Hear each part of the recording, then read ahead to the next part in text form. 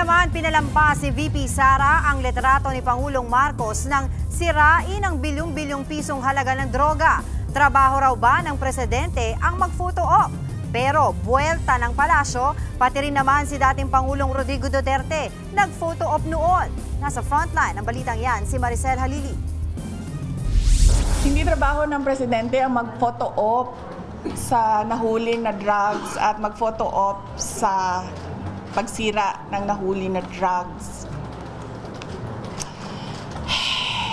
Tinawanan at napabuntong hininga si Vice President Sara Duterte sa pictures ni Pangulong Bongbong Marcos sa pagsira sa nasabat na 9.4 billion pesos na halaga ng shabu.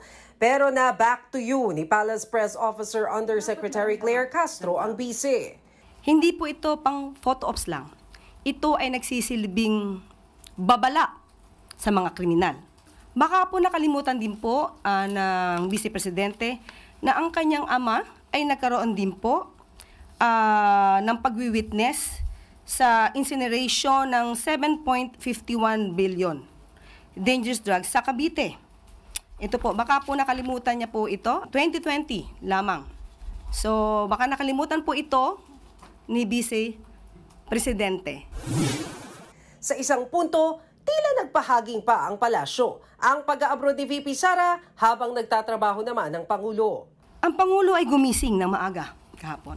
Pumunta sa Tarlac, nagtrabaho, nag-utos, hindi nagbakasyon, at binantayan ang pagkasira ng illegal na droga.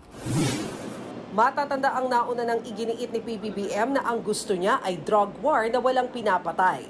Iba sa drug war ng Duterte administration. Sabi naman dyan ni VP Sara. It remains to be seen if the bloodless drug war will be successful. No? So let us judge that bloodless drug war by the end of his term kung successful siya o hindi. Hindi biro ang problema ng bansa sa droga. Nito nga lang nakaraang linggo, nasabat sa dagat ng Basco, Batanes ang higit 166 million pesos na halaga ng shabu. Nakalagay ito sa package na may nakasulat na Daguanying. Maraming beses nang may natagpo ang floating shabu sa baybayin ng Pilipinas.